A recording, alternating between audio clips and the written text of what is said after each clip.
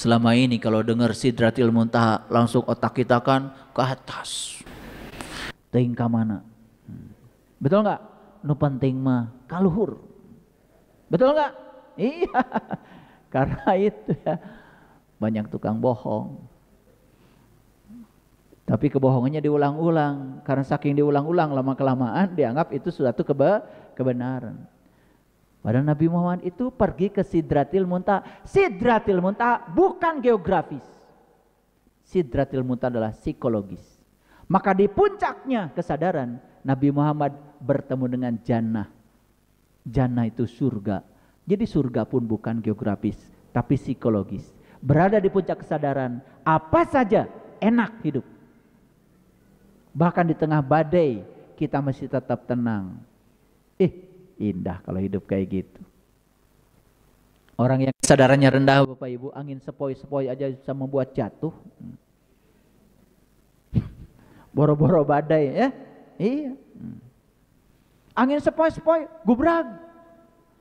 Ngerakeun. Nah, jadi akal itulah sebetulnya yang membedakan antara benar dan salah. Boleh nggak kita melakukan penilaian benar salah? Boleh, tapi jangan terjebak. Sadar bahwa yang disebut benar oleh kita belum tentu kebenaran. Yang disebut salah oleh kita juga belum tentu salah. Karena tadi benar salah itu biasanya kalau kita menyukainya disebut benar. Kalau tidak menyukainya disebut salah. Padahal yang kita sukai belum tentu baik kata Allah. Dan yang kita benci juga belum tentu jelek. Kan tadi sudah diajarkan ayatnya Al-Baqarah 2:16. Keren Bapak Ibu. Itu kalau saya buka lagi lapisan lebih dalamnya lagi. Wah itu mutiara di Al-Baqarah 2:16 itu luar biasa. Segitu aja dulu, segitu juga saya ulang-ulang. Betul nggak? Iya. Udah bandel ini. Terlalu banyak sampah di sini. Sampah masa lalu, betul nggak? Ilmunya banyak tapi hafalan mulu. Begitu ada masalah tidak bisa menyelesaikan masalah. Padahal hidup itu solve problem. Hidup itu menyelesaikan masalah. Oke. Bapak Ibu, ya, ketika pikiran terikat pada kesadaran, dalam bahasa Al-Quran disebut akal. Nah, ketika pikiran tidak mau tunduk pada kesadaran, dalam bahasa Quran juga disebut nafs. Nah, mulai muncul nih istilah baru. Pikiran, akal, nafs. Nah, hebat ya Quran ya. Nah, siapa nafs itu? Nah, nafs itu pikiran yang tidak dikendalikan oleh kesadaran. Dalam bahasa Quran disebut nafs. Jadi nafsu. Tong nafsu tuh, tuh. Betul nggak? Iya. Nafsu. Nah, nafsu dalam bahasa psikologi disebut ego. Tuh, jadi clear ya semua ya. Nah, ego itu ketika pikiran tidak dikendalikan oleh kesadaran, pikiran mengendalikan kesadaran. Ketika pikiran mengendalikan kesadaran, dia jadi nafsu. Nah, dalam bahasa psikologi itu disebut ego. Makanya kita sering menjadi diri palsu. Padahal diri yang sebenarnya adalah kesadaran. Pikiran itu alat. Tapi dikendalikan oleh alat. Maka kita jadi diri palsu. Nah, orang yang sedang jadi diri palsu karena dikendalikan oleh pikiran disebut sedang dikendalikan oleh ego. Wih, Bapak Ibu jadi pintar sekarang ya. Bisa bedakan pikiran, akal, nafsu, ego. Keren ya. Hebat, pulang dari sini jadi pada pintar-pintar ya. Awas, jangan cuma pintar bicara, tetapi harus bisa mempraktekkan. Ngaji itu praktek Bapak Ibu. Ya. Mata tong serting dangdan lah.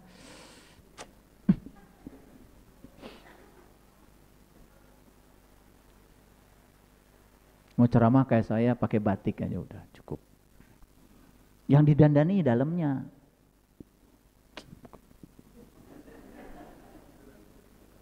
Riweuh, redang. Yuk sekarang kita lanjutnya. Jadi sudah tahu ya. Nah, ada kekuatan besar dalam diri kita. Kekuatan itu bernama kesadaran. Loh, pikiran siapa?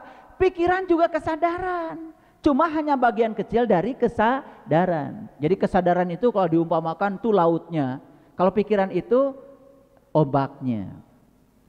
Tapi gara-gara ada pikiran kan jadi ada riak-riak tuh. Makanya laut kalau nggak ada ombak juga membusuk, nggak ada yang nengok. Betul nggak?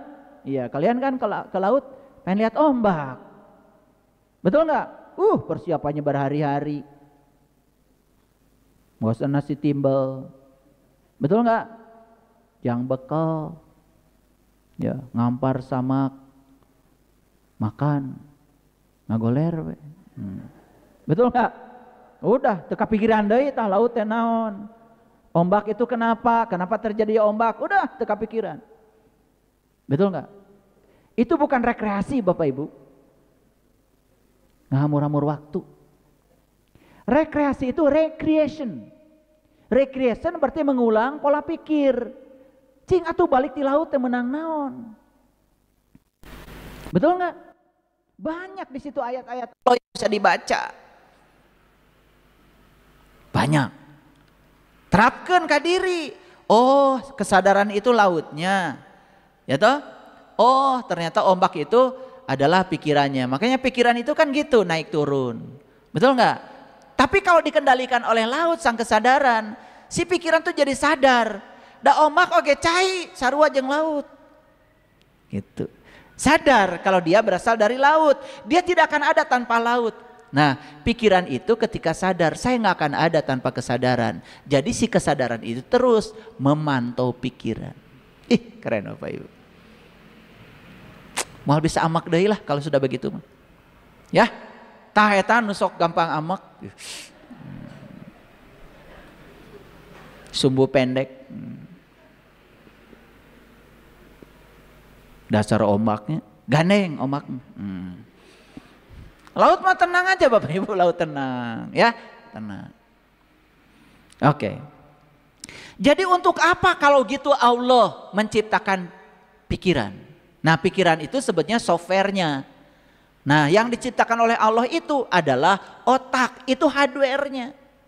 Nah, siapa yang menginstall, yang ngasih program aplikasi ke hardware kita yang namanya otak itu? Lingkungan. Lingkungan. Makanya pikiran itu terbentuk dalam waktu yang lama. Orang pertama yang membentuk pikiran itu adalah ayah ibu. Dan itu yang paling berbahaya. Karena itu kalau masuk ke alam bawah sadar, itu jadi blueprint tentang masa depan anak. Makanya orang tua yang sering menginputkan data-data tidak bagus pada anaknya, yuk sekarang disadari. Kita tuh sering mengatakan, nak jangan jajan, cari uang itu susah. Masuk tuh di otaknya. Begitu gede memang dia susah cari uang. Dan itu program harus diganti dengan program baru. Tambah lagi ya, hidup ini perlu perjuangan. Tuh. Cari kerja susah, harga mahal-mahal, terus aja yang diinput di otak anak itu hal-hal yang buruk. Ketika anak minta uang sama orang tuanya, Pak, Bu, minta uang. Duit di mana? Tuh. Kenapa sih tidak dicari jawaban yang sabar ya, nanti ada uang. Kita akan dapat uang. Ya bari gawe, tong cicing wae.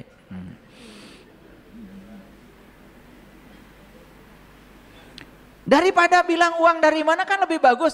Oh nanti kita makan di restoran ya, pasti. Bapak pasti dapat uang. Gitu kan lebih bagus daripada bilang yang enggak. Tapi coba Bapak Ibu, jujur ya semua kita. Kita pernah mengatakan kata-kata buruk pada anak itu jadi pikiran. Betul nggak? Sehingga dia punya blueprint yang dibuat oleh kita sendiri. Makanya Allah tuh menciptakan otak kosong tanpa aplikasi. Yang menginstal aplikasi itu adalah ayah ibunya, guru-gurunya, lingkungannya. Makanya sangat berbahaya Bapak Ibu. Saya setiap hari kedatangan banyak tamu yang konsultasi. Hanya ingin mengubah pola pikiran lama. Supaya apa? Supaya blueprintnya berubah. Karena nasib itu harus dirubah dari situ. Tidak bisa mengubah nasib di luar, harus di dalamnya yang harus diubah. Karena itu blueprintnya. Oke, lanjut ya. Nah, kenapa Allah lalu menciptakan otak dan ada aplikasi yang namanya pikiran? Lihat saya semuanya. Karena kita diutus ke dunia, Bapak Ibu, untuk berkarya di dunia itu perlu pikiran. Tapi pikiran yang sudah terkendali oleh kesadaran, namanya akal. Quran bicaranya jauh lebih spesifik daripada bahasa psikologi. Tuh keren Quran ya, kalau ngerti. Keren banget Quran itu. Keren gak Quran? Sejak kapan tahu Quran keren? Dari kemarin bejarin akal dan pikiran aja gak bisa kalian. Oke, lanjut dulu ya. Oke. Jadi pikiran ini alat ya untuk berkarya. Nah, kesadaran dan pikiran itu hadir bukan untuk bertarung, tapi untuk bersinergi. Jadi kesadaran dan pikiran itu bukan untuk berperang, tetapi untuk bersinergi, untuk duduk bersama, untuk memayu hayuning bawono, untuk mencipta. Nah, ketika pikiran menguasai kesadaran, maka muncullah namanya ego. Nah, itulah yang disebut dengan diri palsu. Yuk Bapak Ibu, berdamai dengan diri sendiri bukanlah mematikan pikiran. Karena pikiran adalah alat navigasi kita di dunia ini. Jadi kalau ada orang yang mengajarkan belajar spiritual, ngajak-ngajak kita mematikan pikiran, sudah jauhi, pasti nggak ngerti. Kita tidak mungkin mematikan pikiran. Setuju? Oke. Pikiran diperlukan untuk menegaskan batas, untuk melindungi diri dari situasi yang merugikan. Makanya kadang-kadang kita ini kan ya, untuk melindungi diri itu kan begitu reaktifnya. Nah, kalau masih reaktif pikiran ini berarti belum disadarkan oleh kesadaran. Makanya yang harus dipakai oleh kita bukan pikiran, tapi akal. Kalau akal tuh responsif Bapak Ibu. Gini. Ada yang tidak disenangi. Kalau pikiran ingin menyerang langsung. Kalau akal jeda dulu.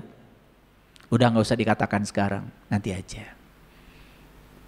Ternyata begitu nanti mau dikatakan malah gak jadi. Karena situasi sudah berubah, ada jeda. Nah itulah bedanya ketika akal ya sudah hadir dalam diri kita. Yuk, sampai sini ngerti Bapak Ibu? Nah, baik kita mulai. Kesadaran membisikkan ketenangan, kedalaman, keheningan, bahkan membisikkan makna. Kalau pikiran penuh warna, penuh keinginan, mendorong untuk berlari mengejar, kadang-kadang membandingkan, kadang-kadang selalu ingin membuktikan.